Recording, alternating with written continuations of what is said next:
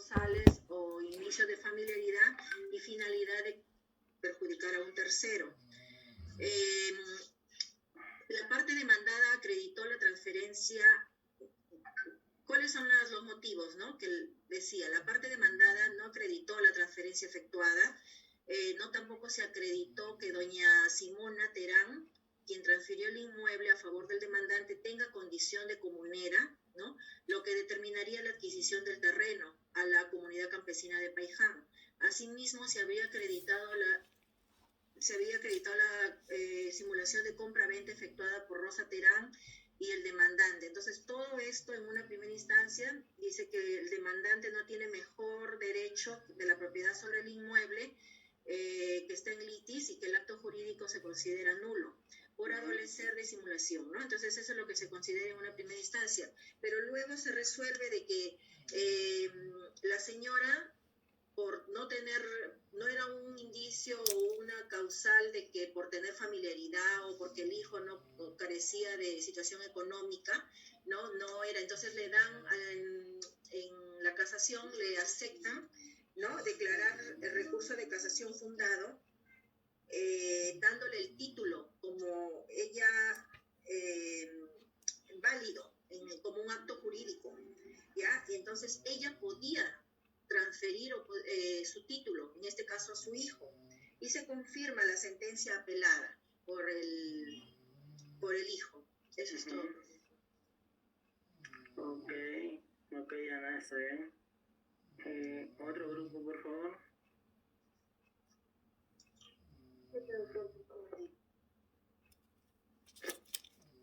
¿Algún otro grupo? Grupo 7. El demandante Héctor Rafael Herrera Terán hace presente, en este caso, para fundar la demanda, el caso de reconvención y reformularla también, pero da el caso de que esto es improcedente porque se declaró infundada la demanda y fundada la reconvención en un inicio. Luego los recursos causales en la infracción de acuerdo a la Constitución Política en el artículo 50, artículo 122, nos hacen conocer dichas infracciones en un proceso preliminar. Luego, posteriormente, se hace notar también que esta reconvención no es considerada las pretensiones que se dan a notar, ¿no?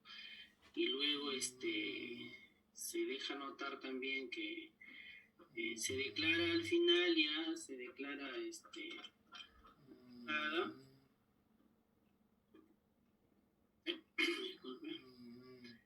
En este caso nosotros también consideramos que dicha declaración es fundada debido a que ¿Qué opinión les merece eso? ¿Están de acuerdo? Permite al acceso a aquellas personas de bajos recursos, más que nada. O sea, se entiende que hay errores tanto para los profesionales como errores para las personas que no... O sea, los abogados tienen errores y las personas que no tienen conocimiento del derecho van a tener, van a tener peores errores, pero es parte del acceso a poder ejecutar estas denuncias. Ya. ¿Puedo plantear las preguntas? ¿Sí? La pregunta sería... A ver, cuando se celebra un acto jurídico aparente, pero en realidad no existe la voluntad de celebrar, ¿ante qué tipo de simulación nos encontramos?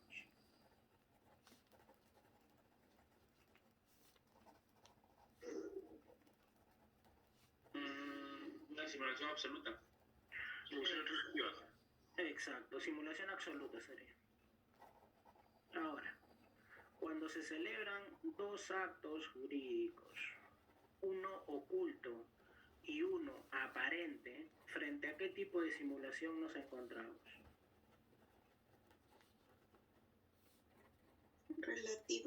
Relativa, exacto.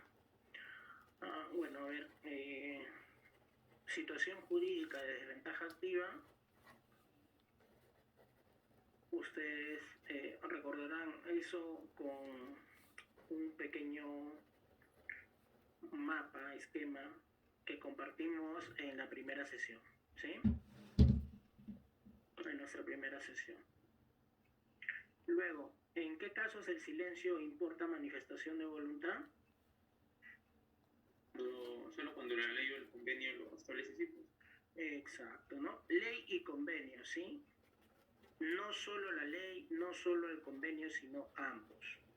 Ley y convenio, ¿sí? Entonces, por favor, tengan cuidado al momento de resolver cuando se pregunte respecto del silencio. Ahora, según el Código Civil de 1984, ¿no?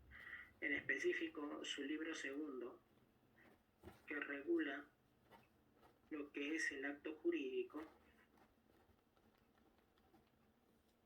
¿con qué requisito de validez se relaciona la forma expresa y tácita?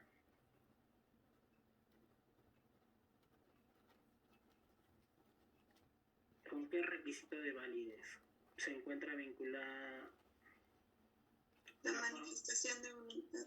Exacto, ¿no? La manifestación de voluntad dijimos que puede ser expresa, oral o por escrito, y también que puede ser tácita. La clasificación fundamental de los derechos subjetivos patrimoniales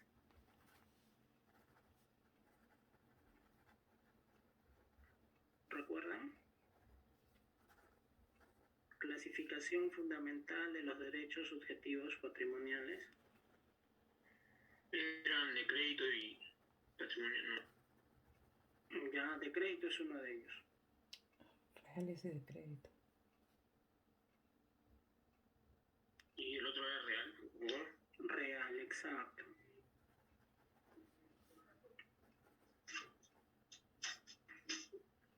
Ahora, aquellos hechos que están previamente regulados en una norma jurídica, ¿cómo se les denomina? Hechos jurídicos. Hechos jurídicos, exacto. La relación jurídica es la posición en la que se encuentra un sujeto por efecto de la aplicación de una o más reglas del derecho.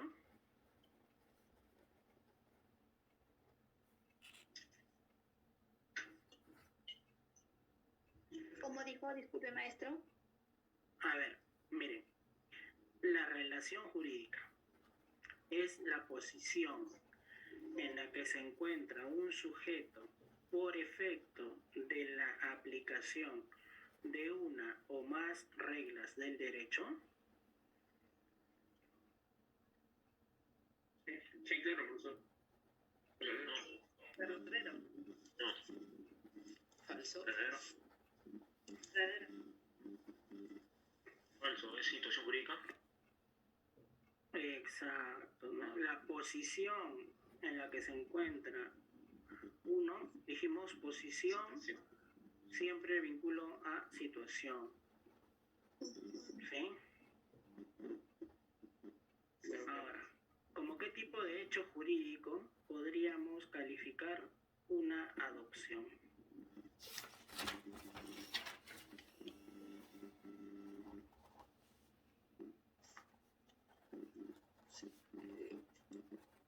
Acto jurídico. Acto jurídico, ¿sí? Acto jurídico. Acto jurídico. Ahora, según el Código Civil, ¿en qué situaciones se califica al error como conocible?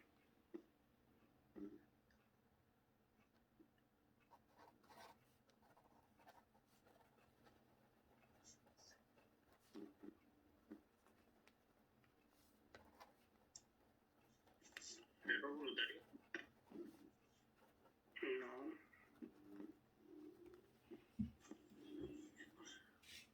¿En qué situaciones se califica el error conocible como conocible?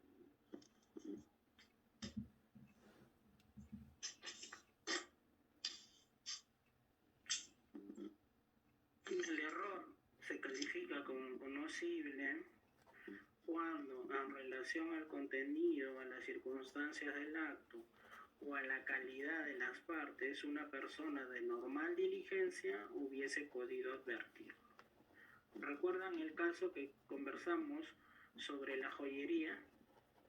La persona que compra un collar con un corazón pensando que era un diamante o alguna piedra preciosa, pero en realidad lo que era, ¿no?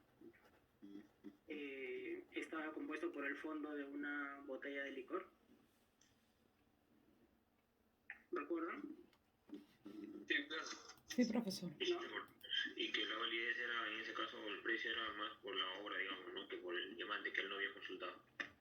Claro, ¿no? Pero en ese caso, él compra, ¿no? la pieza o la joya con la idea de que estaba comprando una joya que contenía un diamante o una piedra preciosa, ¿no? Él vio la joya y simplemente se acercó a cancelarla. No pidió que se le mostrara, no pidió que se detalle de qué estaba hecha la misma. Simplemente se acercó y dijo, bueno, si cuesta así, debe de ser un diamante, ¿no?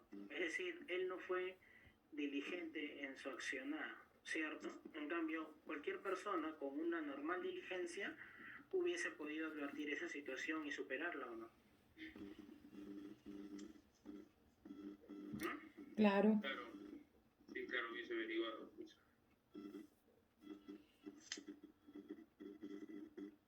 Ya, a ver. Ahora, según el Código Civil de 1984, ¿a qué da lugar el error de cálculo al momento de celebrar el acto jurídico?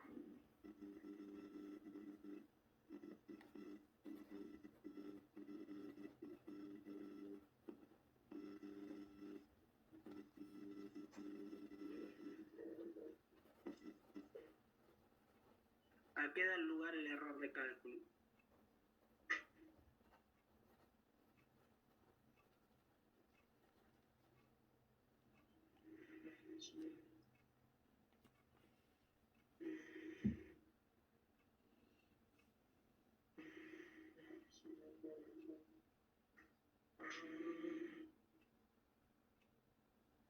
¿A la anulación del acto jurídico? No. ¿Qué se puede hacer previo a la anulación?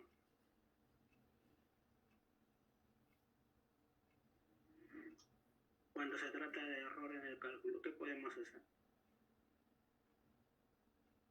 El código me da una opción.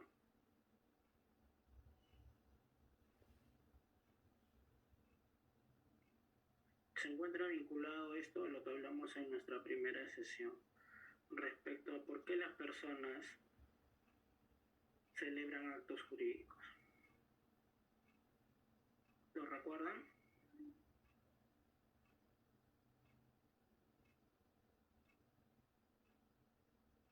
¿Por qué nos vinculamos jurídicamente con alguien? ¿Mm? ¿Por qué celebro yo un acto? ¿Por un interés propio? Ya, pero ese interés propio Da lugar a la rectificación, doctor. da lugar a la rectificación, exacto, ¿no? Da lugar a la rectificación. Yo celebro un acto jurídico para satisfacer una necesidad. ¿Recuerdan que dijimos de que es posible de que al momento de vincularnos cometamos algún error? Sí. Y que el código, para evitar que tú tengas que volver a iniciar de cero, te da determinadas opciones. Como en este caso, por ejemplo, la rectificación. Oye, si has cometido un error en el cálculo, pero tienes la intención de seguir adelante con la celebración de este acto, bueno, pues, no hay ningún inconveniente. Procede a la rectificación. ¿Está bien? Ujú. Sí, profesor, claro.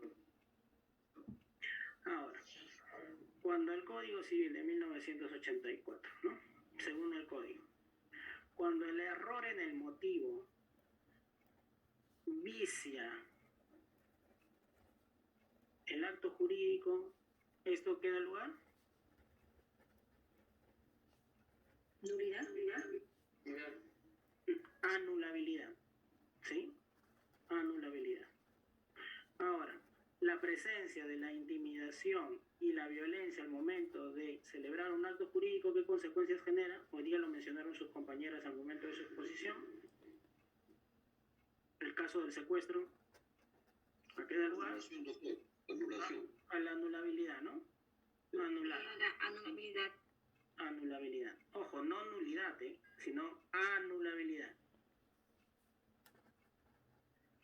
Para calificar la violencia o la intimidación, debe de atenderse a la edad, al sexo, a la condición de la persona y a las demás circunstancias que puedan influir sobre su gravedad. Verdadero. Verdadero. Según nuestro Código Civil de 1984, ¿qué provoca la ausencia de manifestación de voluntad en el agente? Nulabilidad. Nulidad. Nulidad. Ya. Según el Código Civil, ¿qué provoca que el objeto del acto sea físicamente imposible? Nulidad.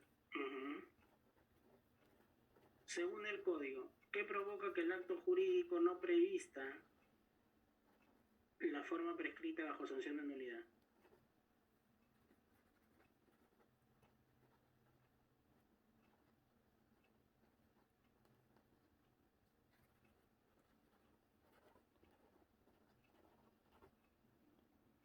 ¿Qué provoca?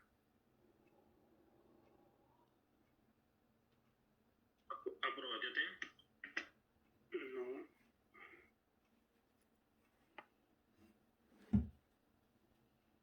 La respuesta está en la misma pregunta.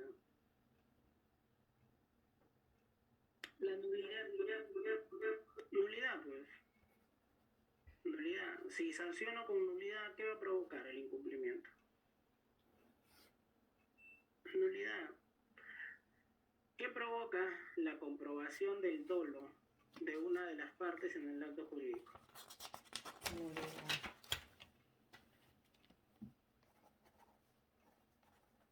¿Qué provoca la comprobación del dolo? Nulidad. Anulabilidad. Anulabilidad. No debe de confundirse el acto con el documento que sirve para probar.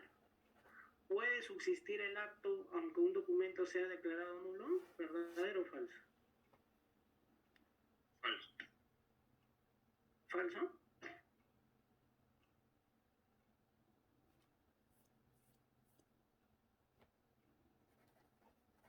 ¿Puede repetir, por favor? No debe confundirse el acto con el documento que sirve para probar.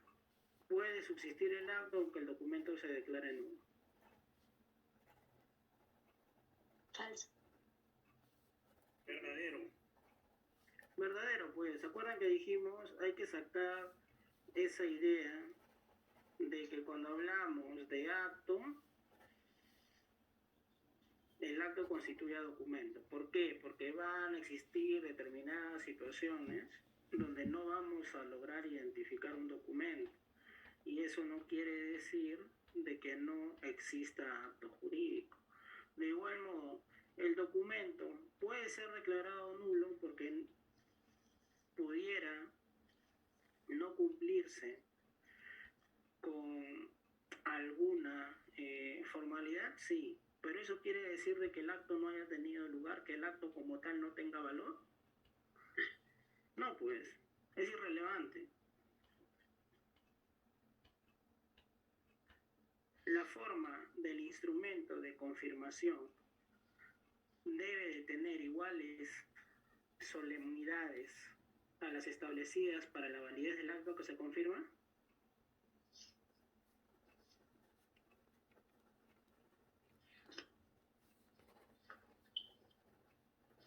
¿Puedes repetir, por favor? La forma del instrumento de confirmación debe de tener iguales solemnidades a las establecidas para la validez del acto que se confirma. verdadero. Verdadero, exacto. ¿Sí? Eso sería todo respecto al repaso. Por favor, revisen con atención las preguntas, ¿sí? No se apresuren en responder, porque es posible que cometan el error de confundir nulidad con anulabilidad, por ejemplo. ¿Sí? Vayan ingresando a la plataforma. Ya estamos a pocos minutos. La sesión propiamente para la libertad no mayor de 2 años o con prestación de servicio comunitario de 52 a 104 jornadas. ¿Está bien?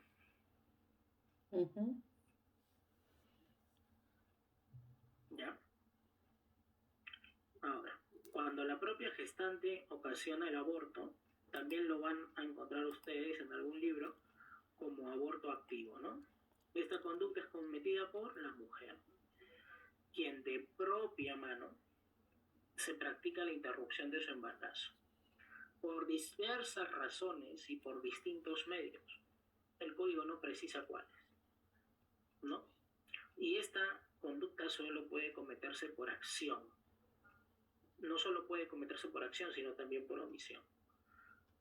Supongamos que a una mujer que está en estado de gestación, ¿no? La gestación resulta riesgosa, le recomienda que consuma un determinado medicamento diario o interdiario, porque de lo contrario corre el riesgo de sufrir un aborto. Consciente de esta situación, la mujer tiene 2 opciones. Consume el medicamento, ¿no? Y sigue la pauta que le proporciona el médico para mantener con vida al concebido nasciturus, o de lo contrario, puede optar por omitir consumir los medicamentos pese a que sabe que esto le ocasionará el aborto, ¿correcto? ¿Ya? Entonces, puede ocasionarse tanto por acción como por omisión.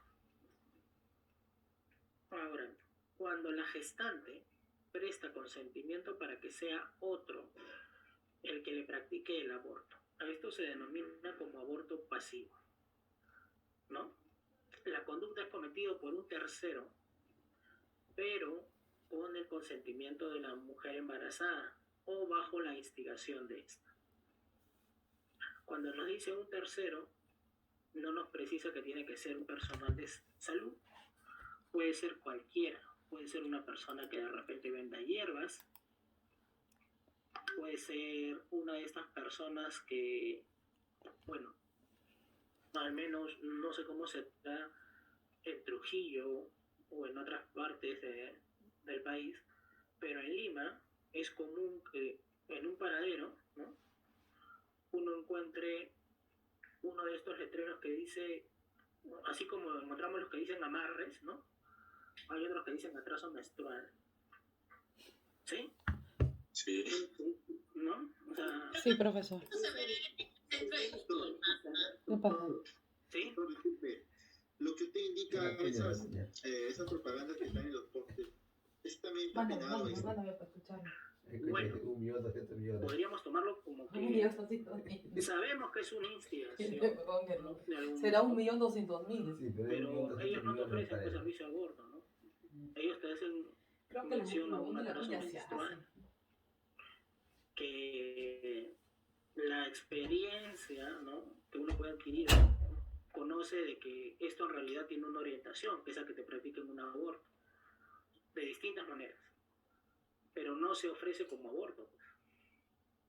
Pero doctor, disculpe, pero doctor, la figura tal vez no sea similar a cuando uno ofrece un trabajo y cuando uno llega al local por ese trabajo que supuestamente leyó y le ofrecen un trabajo sexual, ¿no sería igual? O similar, perdón. Bueno, o sea, te convocan para un determinado trabajo. Claro, yo llego y me dicen, ¿sabes qué? Queremos para actor porno, por ejemplo, ¿no? Pero yo digo, pero esto no es lo que estaba en el anuncio, ¿verdad? hace referencia que en los postes indican atraso menstrual, ¿verdad? Sí. Y cuando uno llega a esos locales, porque por mi casa hay uno, y mucho se comenta, bueno, uno llega a ese local y bueno, la situación cambia, ¿no? De una u otra manera te inducen a que tú pues le digas o te sugieren esto de la bajada, como se le llame, ¿no? O sea, de que la persona comete un delito, pero de que solo se sanciona porque colocan un letrero en ese sentido, el letrero no te propone nada, ¿no? Tú puedes interpretarlo de muchas formas, o sea, es más, podría alguien aducir. La finalidad de eso es solo captar la atención de la persona. Porque finalmente, yo coloco un letrero que diga atraso menstrual y yo estoy obligando a alguien a que acuda. No, pero... Nadie acude de manera voluntaria. O sea, yo no obligo a nadie a que acuda. Cada uno sabrá, ¿no? E incluso acudiendo, ¿quiere decir que se vaya a concretar un aborto? No, profesor, puedes animar en último momento. No, porque puede acudir, supongamos, una fémina, ¿no? Y dice, mira, ¿sabes qué? Sí, vengo por eso, ¿no? Porque tengo un atraso menstrual. Ya, pero es un atraso menstrual... Sí, es que estoy embarazada, ¿no? Entonces te proponemos, ¿no? ¿Cuánto tiempo tienes? Tanto. Está bien, podemos realizar un aborto, ¿no? Sin poner en riesgo tu vida, tu salud. Y la mujer puede decir, no, se da media vuelta y se retira. Como bien también puede aceptar. ¿Cierto? Es voluntario. Entonces, considero yo de que no sería relevante la conducta. No sería relevante. Ojo, el letrero, ya que te lo propongan, podríamos hablar hasta cierto punto de que hay una instigación de repente. Pero el anuncio en sí, considero yo de que no.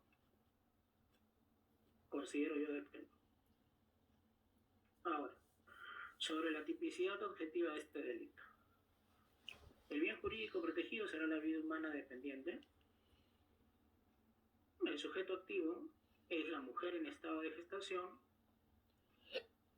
o el tercero que coopera o interviene.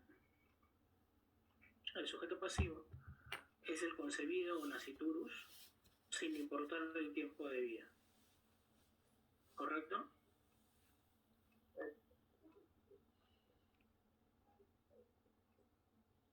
Ahora, aborto consentido, artículo 115. El que causa aborto con el consentimiento de la gestante será reprimido con pena privativa de libertad no menor de 1 ni mayor de 4. Si sobreviene la muerte de la mujer y el agente pudo prever el resultado, la pena será no menor de 2 ni mayor de 5. Aborto consentido. Ahora, aborto sin consentimiento. Artículo 116. El que hace abortar a una mujer sin su consentimiento será reprimido con pena privativa de libertad no menor de 3 ni mayor de 5. Si sobreviene la muerte de la mujer y el agente pudo prever ese resultado, la pena será no menor de 5 ni mayor de 10.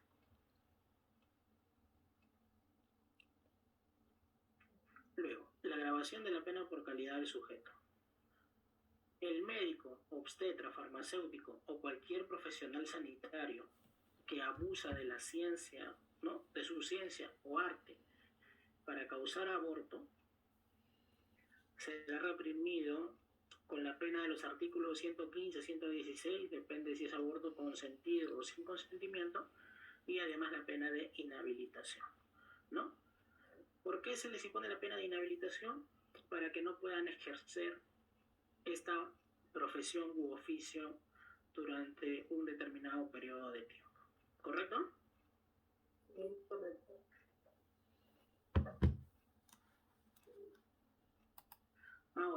existe también el aborto preterintencional. Sabina, te escucho.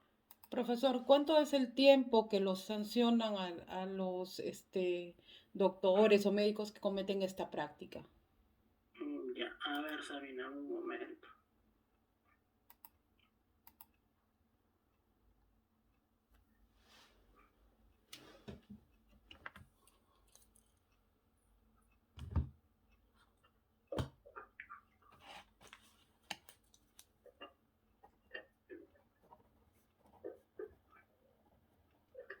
Ya, a ver. Tenemos que se sancionan con los incisos 4 y 8 del artículo 36, ¿sí? El inciso 4 habla de la incapacidad para ejercer por cuenta propia o por intermedio de tercero, profesión, comercio, arte o industria. Y el 8 es la privación de profesión u oficio. Esto nos habla de la pena de inhabilitación, ¿no? Y la pena de inhabilitación puede graduarse, ¿no?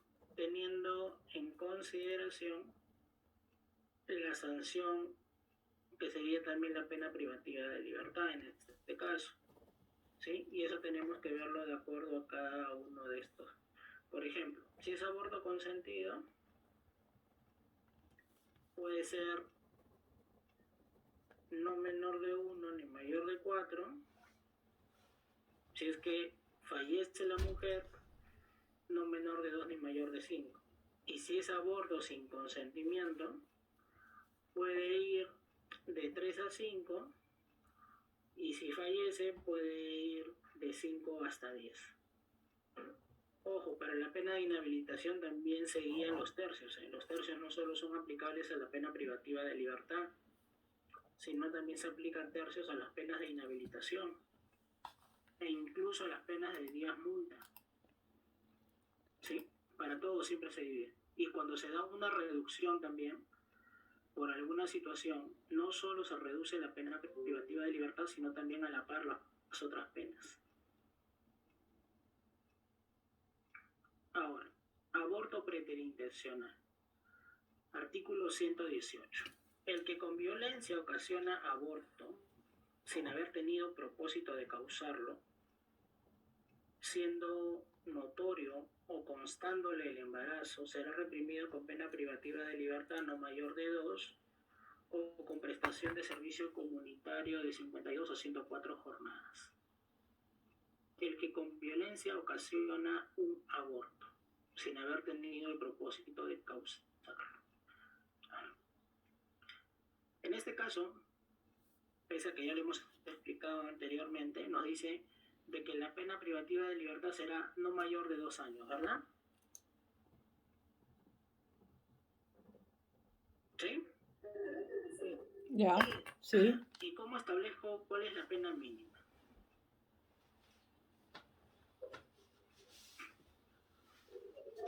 ¿Cuál sería la pena mínima en ese caso?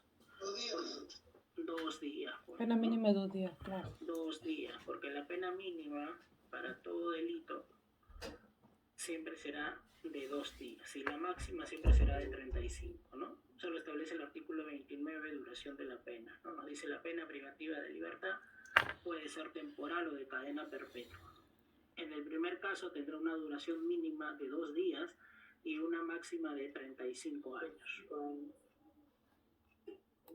Ahora, artículo 119, el aborto terapéutico. No es punible el aborto practicado por un médico con el consentimiento de la mujer embarazada o de su representante legal si lo tuviera, cuando es el único medio para salvar la vida de la gestante o para evitar en su salud un mal grave y permanente. Ojo, esta es una excepción, ¿sí? Entonces, cuando se habla de que en nuestro país está prohibido el aborto, no es que está prohibido en su totalidad, porque el aborto terapéutico, ¿qué nos dice? O sea, que este tipo de aborto no se sanciona, ¿no? Pero es la única excepción. Cuando exista consentimiento de la mujer o del representante legal y se presenta como el único medio para salvar su vida. ¿Está bien? O para evitar Sí, en su profesor. salud un mal grave y permanente. Entonces, esta es la única excepción que existe de momento, para el aborto. La única excepción. Y siempre y cuando, ojo, sea practicado por un médico, ¿no?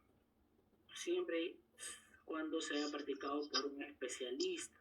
O sea, no se trata de que tampoco no va a ser punible que lo practique cualquier persona. ¿Por qué? Porque evidentemente, si es que no tenemos una formación de vida, es posible que pongamos en riesgo la salud de la mujer o no. Sí es posible. Jorge, te escucho. Profesor, una pregunta. ¿Ahí también aplicaría en este caso cuando los médicos lo hacen una ecografía y dice que va a salir con malformaciones, pongamos, del cerebro, la cabeza? ¿Se puede hacer ese tipo de aborto ahí o no? Ya. Miren, formalmente no se autoriza eso. Formalmente no se autoriza eso.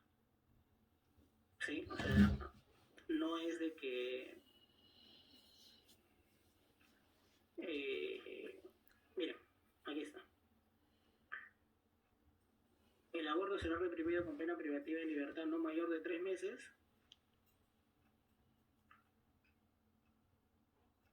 ¿Puedes visualizar lo que estamos resaltando, Jorge?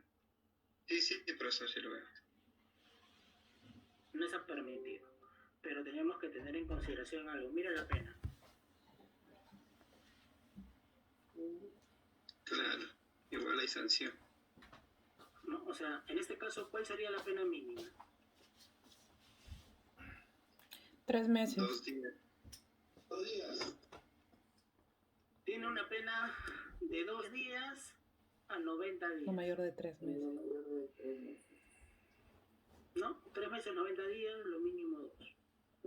O sea, podríamos decir que es prácticamente imposible, porque tampoco lo podemos decir es imposible, ¿no? Porque desconocemos el criterio que podría adoptar un juez, de que se sancione con pena privativa de libertad ese delito, ¿cierto? Claro. ¿No? Sería muy complicado, pero no es imposible. No es imposible. Ok, profesor, gracias. ¿Ya? Entonces hay que tener en consideración eso.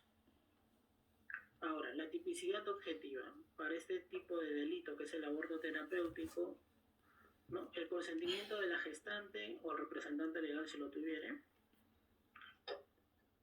debe de acreditarse previo diagnóstico médico, ¿no? Efectuado por 2 o más especialistas, donde se aconseje el aborto. O sea, si es que no se aconseja el aborto, tampoco es de que se puede tomar esa determinación, sino que tiene que haber la opinión de 2 o más especialistas en ese sentido. El aborto debe presentarse como la única alternativa para salvar la vida de la embarazada, o en todo caso, el único medio para evitarle un mal grave y permanente. Y el aborto puede ser practicado por un médico, solo por un médico. Excluye a cualquier otra persona. ¿Está bien?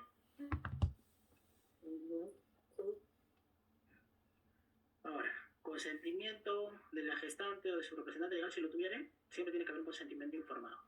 Siempre. ¿Por qué? Porque tiene que haber alguien que sea responsable de lo que ocurre. Porque toda actividad médica siempre trae consigo un cierto riesgo. ¿Correcto? Sí, correcto.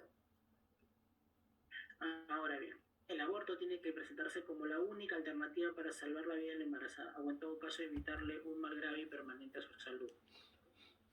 No hay otra opción. Entonces se tiene que ponderar la vida del concebido o la vida de la madre. Y es que la situación situación es sumamente compleja, pero también debemos de pensar en algo. ¿Cómo sería la vida del concebido si es que no tiene consigo a la madre?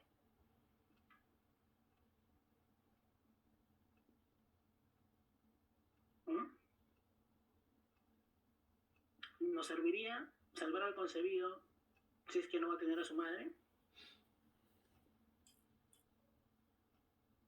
¿Qué creen ustedes? Sí es más grave lo de la madre, porque en todo caso la vida de los dos es importante, ¿no? Porque la mujer también al perder un hijo también tiene un trauma, un shock. Sí, pero predomina la vida de la madre en ese caso. ¿No, profesor? Claro, porque... Cuando están en peligro ambos, predomina la vida de la madre. La vida de ambos es importante, ¿no? O sea, no vamos a decir, este vale más que este. No, ambas vidas son importantes, pero díganme ustedes. Profesor, también en estos casos los médicos preguntan. Los médicos te preguntan. Muchas veces yo, bueno, he participado en uno de ellos y le escuché que le dijeron, señor, el griego corren los ambos, pero ¿a quién usted quiere que salvemos, no? Entonces, papá obviamente, ¿no? A los dos. Muchas veces en los casos, bueno, pueden salvarse los dos, ¿no? Entonces, porque qué difícil situación que te pregunten, ¿a quién salvo, no? Decidir, ¿la mamá o por otro lado también es su hijo? Lo que pasa es que en algunos países salvan a la mamá porque, o sea, la mamá es el punto fundamental para el hijo, ¿no? Entonces, a veces salvan a la mamá, puede volver a tener otros hijos, ¿no? Cuando ya la situación es muy crítica.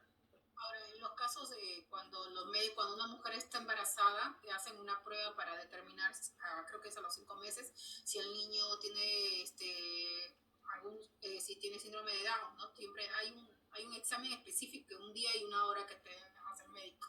Y también yo le pregunté, o sea, pero si tienes, usted toma la decisión, o sea, de tenerlo o no tenerlo.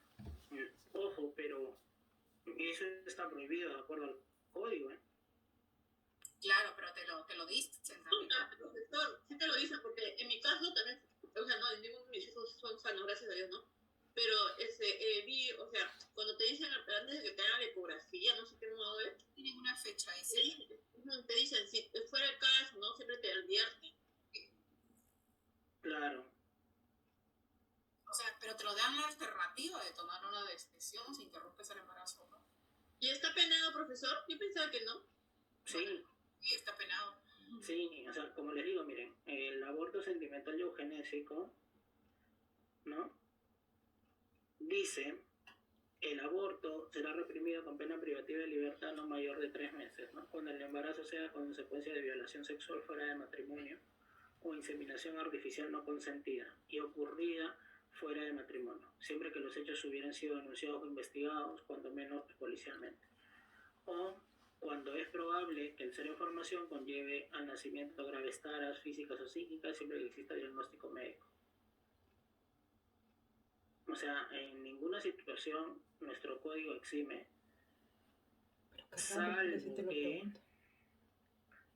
salvo que, como les digo,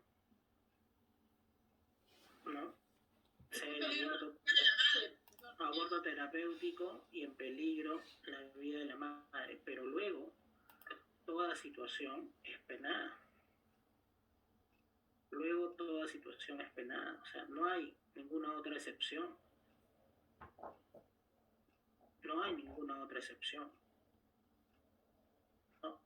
No. Doctor, es por eso también que las niñas que son violentadas y quedan embarazadas, no les permiten abortar al niño, sino tenerlo al niño hasta que puedan dar a luz, pues no va a ser necesaria, ¿no? Claro, o sea, las niñas, pese a que pueden haber sido víctimas de violación sexual, si es que no se determina que el embarazo ponga en riesgo su salud o su vida, no hay ningún eximente para que pueda llevarse a cabo, ¿no?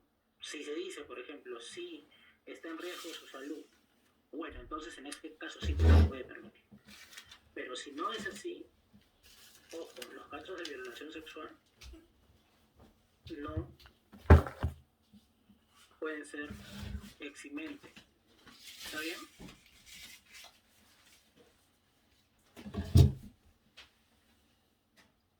profesor. ¿Ya? Entonces... Doctor, disculpe, doctor, pero una menor de edad no tiene la capacidad ni la responsabilidad de criar un recién nacido. Ya. Pero... O sea, le vamos a dar una tremenda responsabilidad a una señorita que recién está viendo la luz de la vida, que no sabe verdaderamente cómo es ser una madre.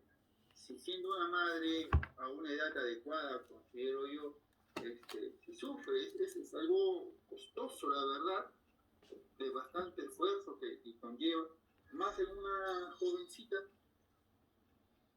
Es que debemos de tener en consideración algo, pues, ¿no? Cuando hemos conversado con ustedes la semana pasada sobre el derecho a la libertad sexual, dijimos que desde los 14 años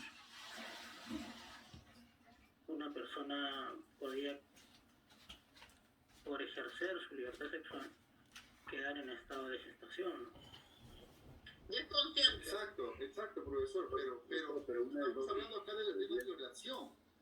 O sea, si el contexto se llama una violación y el Estado no le permite, pues, abortar, creo yo que le está condenando a la señorita a tener algo que por amor no quiso, y más aún por esa forma.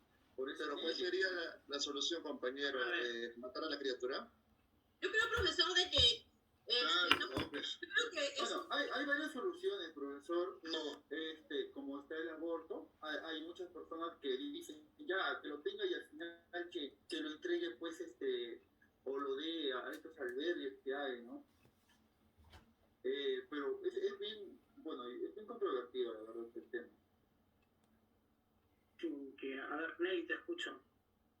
Sí, a veces ha dado, por ejemplo, casos, doctor, que he podido conocer por el trabajo, que en el lugar donde trabajo, distrito, de un caso de una niña de 10 años embarazada producto de una violación. Y el caso de esta niña de 10 y una niña de 11 años, imagínense, criaturas que no buscaron, sino producto de un depravado, de un enfermo, quedan embarazadas. Y se planteó eso, se dijo de que las niñas no estaban pues preparadas, aparte que no se habían desarrollado como tal, 10 años, imagínense, convertirse en mamá, pero no permitieron que la niña abortara. O sea que no tenían capacidades alimentales, ¿no? La niña era una niña de 10 años, violada por su propio padre, 10 añitos. Y no permitieron, no se permitió ese tema. A la niña la llevaron al albergue, al hogar de la niña, para que ahí lleve el embarazo.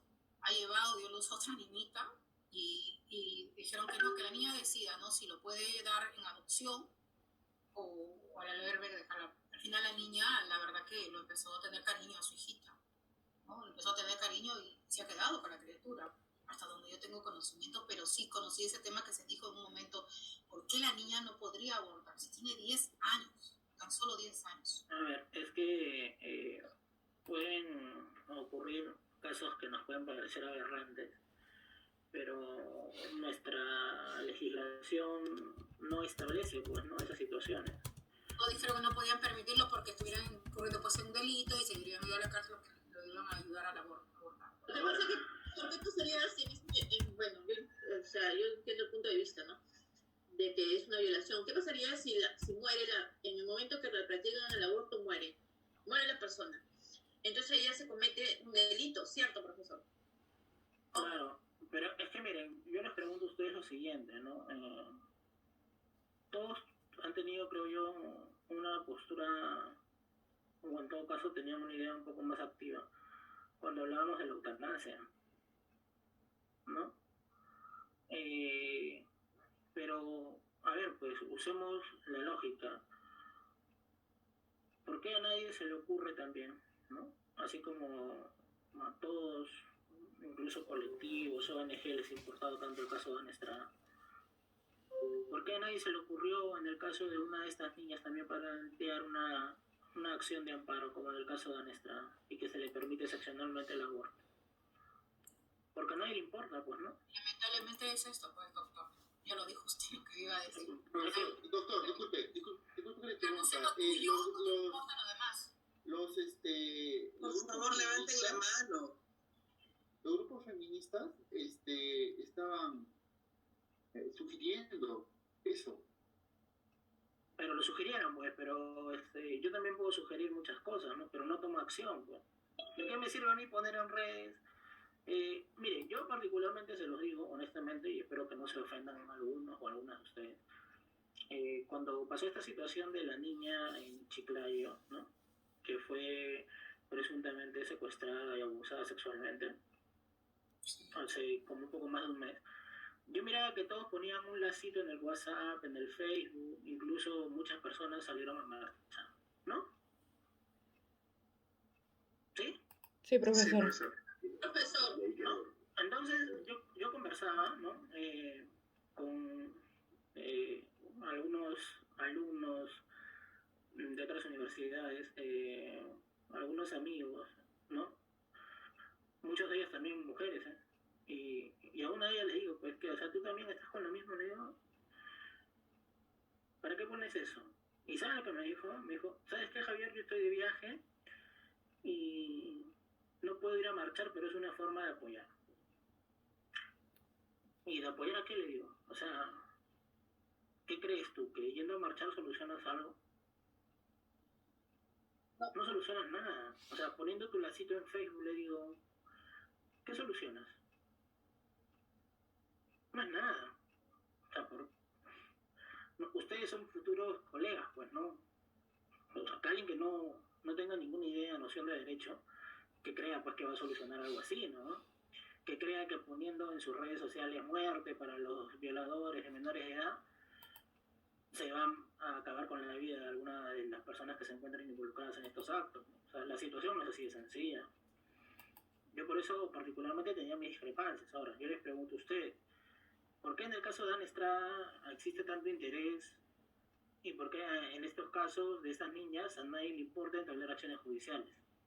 Porque Ana Estrada, profesor, tomó acciones, ¿no? Tomó acciones, no se quedó nomás en decir yo quiero esto, ¿no? Como otros casos de que no llegan a tomar las acciones debidas, ¿no? Para que continúen, o sea... Pero no lo hizo ella, ¿eh? Lo hizo sus familiares, como... a los medios de comunicación, doctor, pues, no ha habido ninguno. Presionaron a los medios, estuvieron, llamaron a los periodistas, entonces fueron ellos, claro, es como decir, tú dices, hay un montón de feminicidios, todo el mundo llora porque mueren un montón de mujeres, pero ¿tú qué haces, no?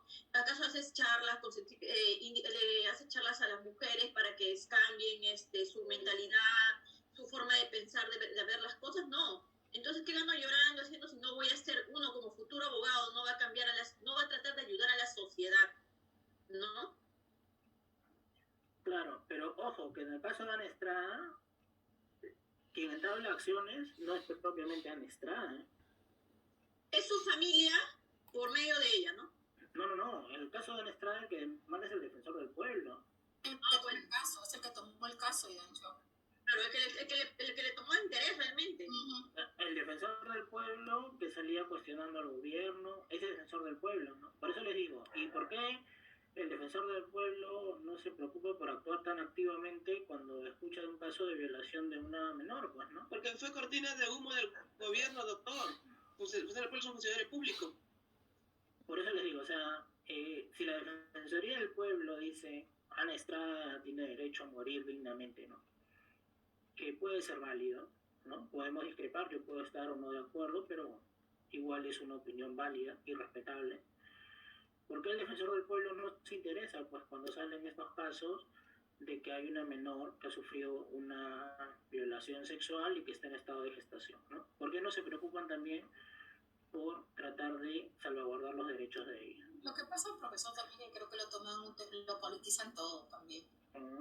Lamentablemente en el Perú politizan y hacen sus cortinas de humo cuando les conviene ciertos temas. Para eso están los politiqueros que tenemos hoy en día, ¿no? Porque estos casos, por ejemplo, de violación de niñas, pues sí, deberíamos preocuparnos todos realmente y hacer algo, ¿no? Porque hacen un día de marcha, 2 días, vigilia, y 3 de ahí se olvidaron hasta que ocurra un nuevo caso. Nuevamente estamos en lo mismo, y eso es, bueno, en este tema de Brasil es de nunca acabar, ya como que lo estamos viendo como algo normal ya que está ocurriendo en el país. Y cada día está peor, porque además el caso de la última niña de 3 años que la amarraron y la violaron, creo que también hubo un caso de un niño que lo tuvieron que operar porque lo habían violado. Al día siguiente nomás creo que fue, sí. Sí, fue el de la mamá en la selva que lo mató el tío, porque estaba con el tío de 50 años. Ahora dicen que no sé qué colegio en San Juan, no sé qué colegio, dice que la directora denunció que han habido como 10, 15 casos de violaciones dentro de su institución. O sea, mire, o sea, cada día estamos peor. Sí. Y no hacen nada, el gobierno no hace nada, es lo más triste. Se preocupan en sus intereses, nada más de ello. Profesor, ¿qué tendría que ocurrir para que realmente se preocupe de esto? Yo siempre me pregunto, ¿tendría que ocurrir, bueno, ni Dios permita, ¿no? A la hija de algún magistrado, al hijo de algún presidente, de algún congresista, para que se preocupe en el tema? Porque la verdad es que cada vez que ocurre se hace un escándalo en un día o 2, hasta 3, pero ahí queda todo. Y siempre hay los mismos temas, Es que, a ver, lo que tú mencionas, Nelly, es algo muy cierto, y creo yo que debemos analizar lo siguiente, miren. Pongamos en una balanza, sí. ¿Te acuerdas, si no me equivoco, no me acuerdo que pertenecía a la política, pero que su hija sufrió un accidente, le dispararon cuando asaltaron, no sé. Eso es lo que iba a comentar. Ya. Rómulo, creo que algo así. No, No, la hija de Delgado Aparicio, Utopía, me parece. No. Fue la hija del congresista Reyardo. Doctor, inclusive hicieron un programa, todo referente a temas policiales y todo esto. De seguridad. Sí, yo les voy a compartir un artículo, porque yo escribí precisamente un artículo sobre eso, es el hecho detonante para que se incorpore en nuestra legislación el delito de marcaje o reglaje, fue precisamente esta situación, pues, en la que se vio involucrada la hija del congresista Reyardo. Exacto, profesor, así fue. ¿No? A ver, les voy a compartir pantalla.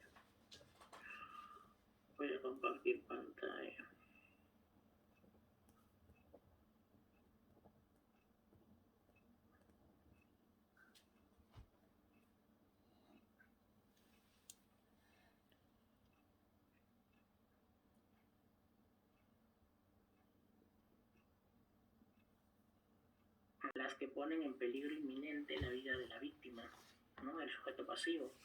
Las que mutilan un miembro u órgano principal del cuerpo o lo hace impropio para su función. Cuando causan en la persona una incapacidad para el trabajo, una invalidez o anomalía psíquica permanente, o la desfiguran de manera grave y permanente. Las que infieren cualquier otro daño a la integridad corporal, a la salud física o mental de una persona, que requiera 20 o más días de asistencia o descanso médico. La afectación psicológica generada como consecuencia de que el agente obligue a otro a presenciar cualquier modalidad de homicidio doloso, lesión dolosa o violación sexual, o pudiendo evitar esta situación, no lo hubiera hecho. No te podrá denunciar por lesiones graves, ¿no? No, ¿a quién vas a denunciar, Kevin? Disculpe, doctor, estoy hablando con mi pareja, estaba que me molestaba. Perdón. Ya ven. Por ejemplo, eso que ha hecho su compañero Kevin podría tomarse como un maltrato contra la mujer, ¿no? Pero yo me imagino que su compañera Sofía, como delegada, no piensa denunciarlo a Kevin, ¿no? Pese a que podría acreditar objetivamente eso porque la clase queda grabada. Lo podría denunciar, profesor. A ver. Entonces, ¿no? También son lesiones graves cuando la víctima muere a consecuencia de la lesión y el agente pudo prever ese resultado, ¿no? La pena será no menor de 6 ni mayor de 12 años, ¿no? Y nos precisa también que en los supuestos del primer, segundo y tercer párrafo, es decir, las que ponen en peligro inminente la vida, las que mutilan un miembro, las que infieren un daño, ¿no? Tendrán una pena privativa de libertad no menor de 6 ni mayor de 12. Cuando la víctima es miembro de la Policía Nacional del Perú, las Fuerzas Armadas, magistrado del Poder Judicial, Ministerio Público, Tribunal Constitucional, autoridad elegida por mandato popular, servidor civil, autoridad administrativa relacionada con el transporte y tránsito terrestre. Cuando la víctima es menor de edad, adulta mayor o tiene discapacidad, y el agente aprovecha de esa condición. Cuando para cometer el delito se utiliza cualquier tipo de arma, objeto contundente o instrumento. Cuando el delito se hubiera realizado con ensañamiento o con alevosía. Cuando la víctima es un profesional o técnico o auxiliar asistencial de salud que desarrolla actividad asistencial y es lesionada a causa de ejercicios o labores en el ámbito público o privado. Y cuando se produzca la muerte como consecuencia de cualquiera de esas situaciones agravantes, se impondrá una pena no menor de 15 ni mayor de 20 años. Ahora, tenemos también el delito de lesiones leves, en realidad los supuestos son similares a los anteriores.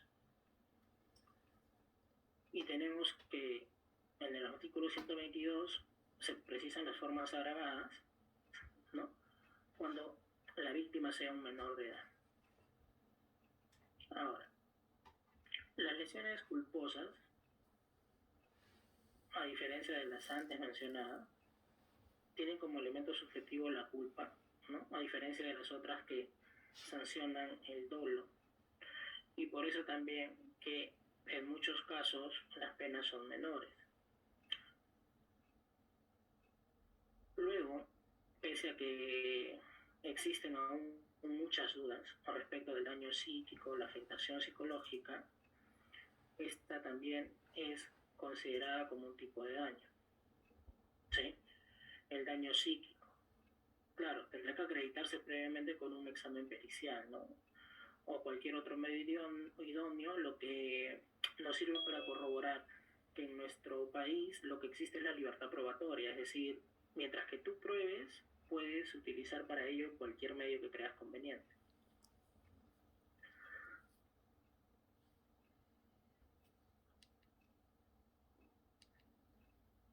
¿No? Y nos precisa de que se da faltas, ¿no?, de lesiones leves cuando el nivel del daño psíquico es leve. Cuando sea moderado se habla de lesiones leves, y cuando se hable de grave o muy grave estamos ante lesiones graves, ¿no? La afectación psicológica, cognitivo-conductual puede ser determinada, nos reitero una vez más, por cualquier examen pericial que sea practicado por entidades públicas o privadas, ¿no? No necesariamente tiene que ser una entidad pública. Y es importante que tengan en consideración este cuadrito. Para poder diferenciar faltas, lesiones leves y lesiones graves, ¿no? La incapacidad médica legal, cuando hablamos de faltas, la incapacidad será hasta los 10 días. A partir del día 11 hasta el día 19 estamos ante lesiones leves y del día 20 a más ante lesiones graves. La atención facultativa en las faltas también será hasta 10 días. En las lesiones leves será de 11 a 19 días y las lesiones graves de 20 a más días. Daño psíquico leve, moderado, muy grave, ¿no? Si es leve, estamos ante una falta. Si es moderado, ante una lesión leve, y si es grave o muy grave, ante una lesión grave. Entonces, es importante que tengan en consideración esto, porque las lesiones se van a determinar por los días de incapacidad médico-legal o de atención facultativa. Pero ¿existe otra forma de determinar falta de lesiones? ¿O siempre tenemos que necesariamente ceñirnos a los días?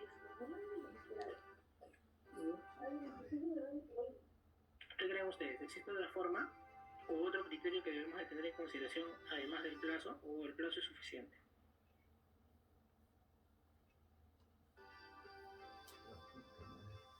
El plazo... Oye, apaga tu... ¿Solo el plazo o qué más tengo en consideración?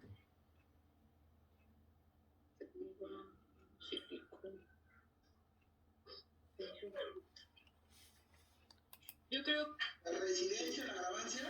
El efecto causado. Pero el efecto causado se encuentra relacionado al plazo. Porque entre más grave sea la situación, mayor plazo te corresponde. Los agravantes, como la reincidencia. No, pero esos ya son otro tipo de circunstancias. Pero, ¿cómo puedo yo procesar a una persona por lesiones leves si es que el plazo de incapacidad médico legal, supongamos, es de 10 días? ¿Podría hacerlo? Podría decirle de repente, no por una agresión, sino por intento, digamos, de repente de un homicidio. Reportarlo de otro. Pero ya estaría saliendo de lesiones. Estaría saliendo ya de lesiones. De falta. No, claro. ¿Cómo podríamos hacer entonces? Si una falta de 10 días es ocasionado con un cuchillo. Yo creo que sería como atención facultativa.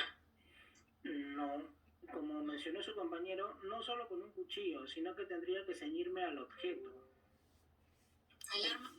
¿Con qué objeto? Exacto. Porque dígame, si yo agarro un cuchillo, ¿no?, para atacar a una persona, pero resulta que la lesión que te ocasiono es menor a 10 días, alguien diría, bueno, formalmente no cumple el plazo, por lo tanto es una falta. Claro, pero ¿qué nos dicen las reglas de la lógica y del correcto entendimiento humano? Díganme ustedes que cuando yo quiero atacar a alguien usando un cuchillo es porque tentativa de muerte. Quiero... No es tentativa de muerte. Doctor, se va a depender de acuerdo con el objeto o instrumento Con que el emplee para ocasionar el daño o el maltrato. Exacto. Por ejemplo, si yo discuto con una persona y tomo una comba,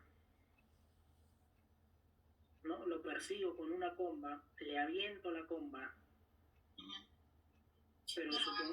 Con la intención de que le toque, de lesionarlo, ¿no? O sea, de simplemente asustarlo, ¿no? Sino que mi intención es otra, ¿no?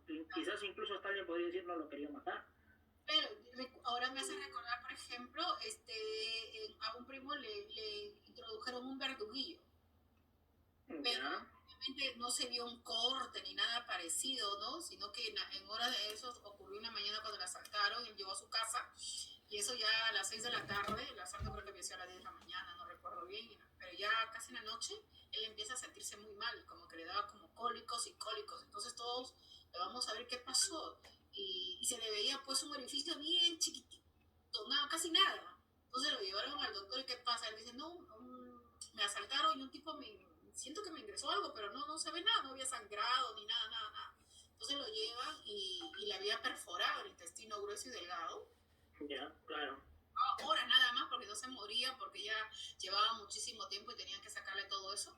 Pero, claro, y ahí lo capturan al sujeto y le dicen, no, es que no fue mi intención, y no había una herida grande, una operación que se diga, no había sangrado, no había un corte, pero sí la intención obviamente no fue nada, no fue la intención, asustarlo como dice usted, o hacerle algo pequeño para quitarle algo, no, o sea, lo pudo haber matado, ¿no? Exacto. Un arma que le otro. En ese caso se tiene que atender a la situación en específico, ¿no? ¿Qué es lo que en realidad se perseguía? ¿No? Claro, alguien dirá, sí, pero es que uno no puede ingresar pues en la mente del sujeto, ¿no? Salvo que uno sea un criminólogo y estudie la mente criminal y de repente incluso estudiando la mente criminal no le encontremos una justificación o sentido a lo que se ha cometido. Pero es que tampoco podemos cegarnos a la realidad de los hechos, ¿no?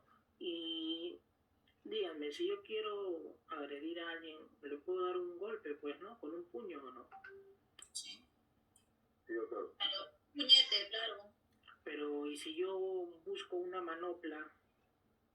Ya no es intención golpearlo. O sea, no quiero simplemente golpearte, ¿no? Yo quiero ocasionarte ya un daño de una magnitud considerable, ¿no? Porque si te doy un puñete, supongamos, en la nariz, podría de repente, ¿no? Evaluando también la fuerza, ¿no? todo esto podría de repente romperte el tabique, ¿no? De repente podría simplemente ocasionarte una contusión. No, y suturar el rostro, por ejemplo. Doctor, claro, o sea, pues, por ejemplo, doctor, en este caso, digamos, la agresión en el rostro sería diferente a, digamos, una agresión en alguna parte, digamos, del miembro inferior, ¿no? En el estómago, o en el brazo, un hematoma. Eso también varía, o sea, digamos, tomaría en cuenta, ¿no? Al momento de la... Claro, por ejemplo, antes de que se tipificara en nuestra legislación el feminicidio, se hablaba mucho de esta situación y se decía, por ejemplo, cuando un hombre agrede a una mujer en el rostro o en la cabeza, ¿no? O en las partes íntimas, es porque tú sabes que vas a ocasionar un mayor daño, ¿o no? Correcto. ¿Cierto? Porque son las zonas también donde penetrar, ¿no? Puede ocasionarte lo peor también. Claro, ¿no? O sea, supongamos uno discute con alguien, podrías darle una patada en el trasero, pues, ¿no? Supongamos. Pero ¿y si te doy una patada en los genitales? Es porque te quiero ocasionar Para reventarte los huevos. pues, ¿no? Depende de la zona, ¿no, profesor? Claro. De la zona donde esté... Porque por eso hay muchos hombres que no golpean a las esposas directamente en la cara o en la cabeza, sino en el cuerpo. Ellos también son como que analizan en qué parte. No visible. En ese caso, en la parte no visible, porque si una mujer sale a la calle con la cara toda moreteada, como un arcoíris, obviamente que es visible y todo el mundo se da cuenta, la familia, los amigos, y pueden incentivar a la persona a denunciar, ¿no? Claro, en cambio te puedo romper las costillas y nadie se entera, ¿no? A los rateros hay que golpearlo ahí los genitales cuando te quieren robar. Así lo he hecho una vez. Claro, pero ahora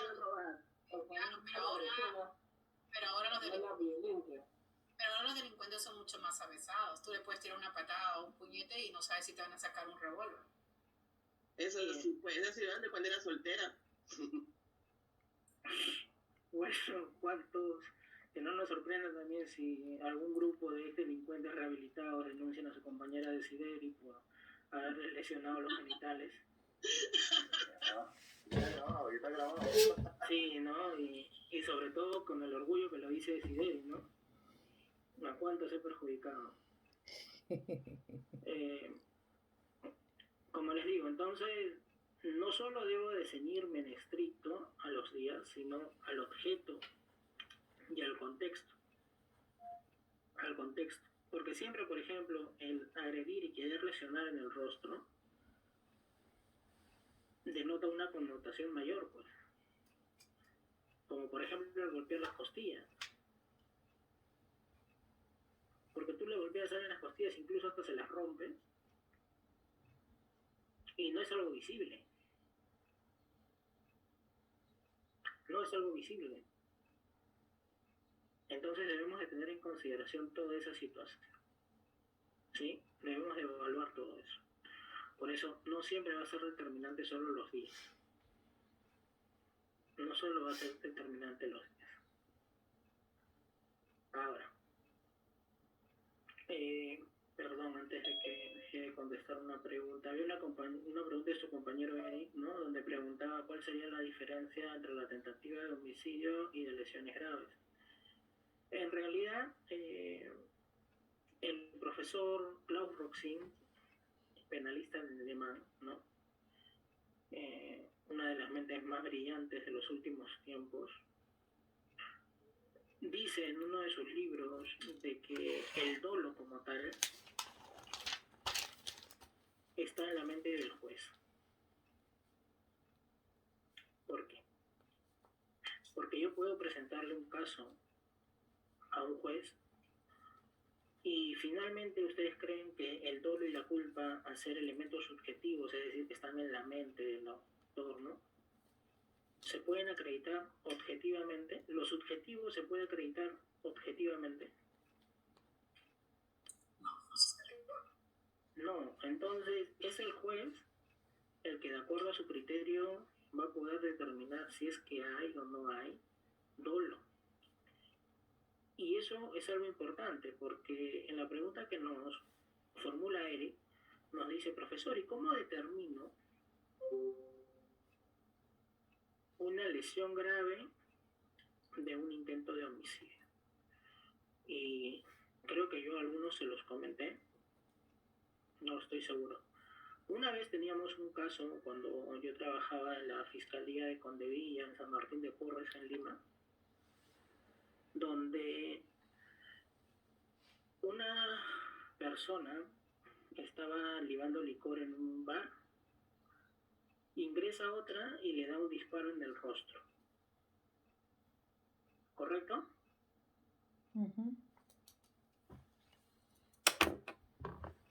Sí, pero es para matarlo. Esta persona, porque se logró identificar con mucho esfuerzo, dijo, yo quise lesionarlo. Y yo decía entre mí, tú quieres lesionarlo con un arma y quieres lesionarlo con un tiro en el rostro. Eso no demuestra que tú lo has querido lesionar. Te disparo en el pie, en el brazo, ¿no? Aparte que si te quiero lesionar, voy a usar un arma de fuego.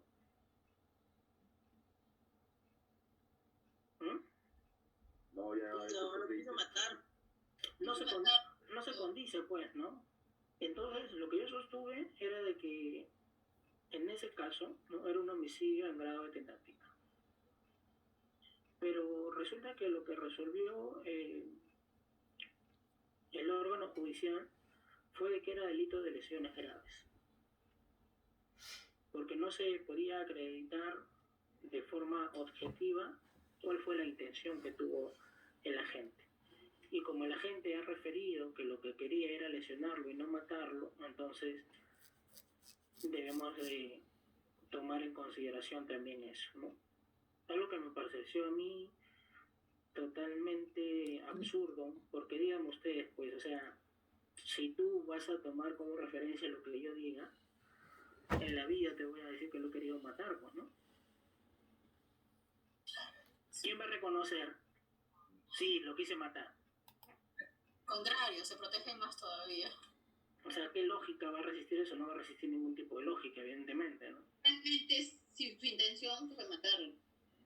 Es que yo no entiendo que uno ataque a alguien con un arma de fuego en el rostro y que me diga, no, es que yo quería lesionarlo. Pero no tiene sentido. Pero ¿y el juez?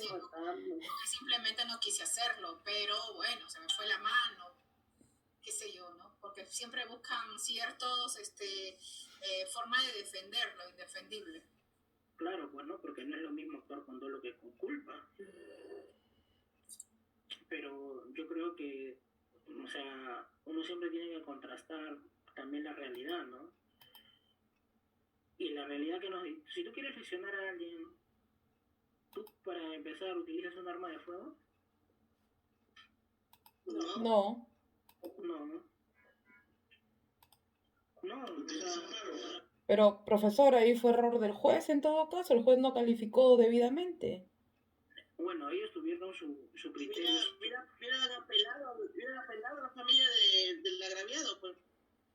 Pero es que, ojo, la familia del agraviado puede apelar por su reparación civil, pero no por la pena, ¿eh? La pena es algo que le incumbe al Ministerio Público. ¿No? El Ministerio Público da por afectado, ahí nada más quedó todo y recibe su reparación civil y punto. Exacto, ¿no? Y prefiere recibir más el lado material que seguir con ese tema. Sí, desgraciadamente ocurre. Profesor, y cuando se escuchan esos casos de que, por ejemplo, de asesinato, ¿no? Y que la familia pide una pena mayor de la que ha sido dictaminada. Es que la familia no puede cuestionar pena propiamente. O sea, porque...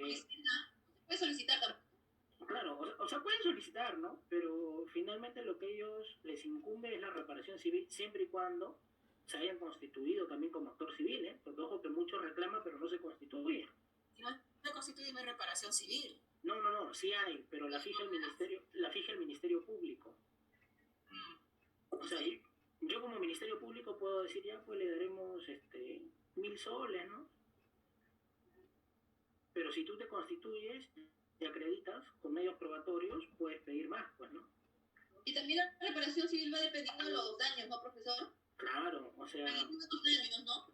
Sí, pero, y justamente ese es uno de las falencias que existe entre la defensa privada, que por lo general no se acredita, pues, ¿no? Tú dices, quiero que me den 1.000.000 de soles de reparación civil, pero no acreditas tratamiento médico, acreditas propiamente la lesión, no acreditas el daño psicológico que te ha ocasionado, no acreditas nada, ¿no? O sea, solo pides, dices, entre más pido mejor, ¿no? O pretensión con medios probatorios, pues tienes que ir Puedo aparejado. pedir, como dice usted, y no acredito absolutamente nada, al final me van a dejar.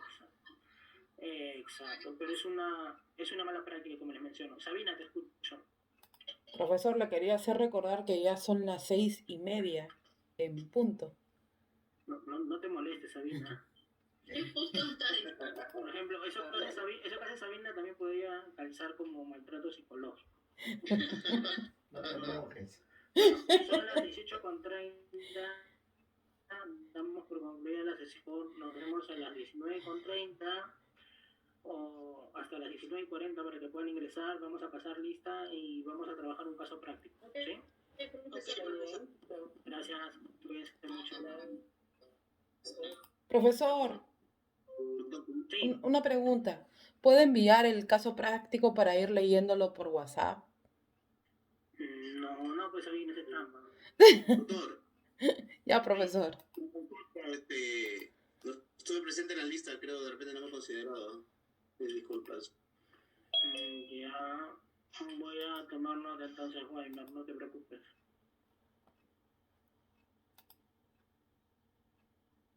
Esa es trampa. Lo que pasa es que yo quiero avanzar con la lectura, que es diferente. Con la lectura y el análisis. No te molestes, Adelina, no te molestes, ya te conoces ya. Mira.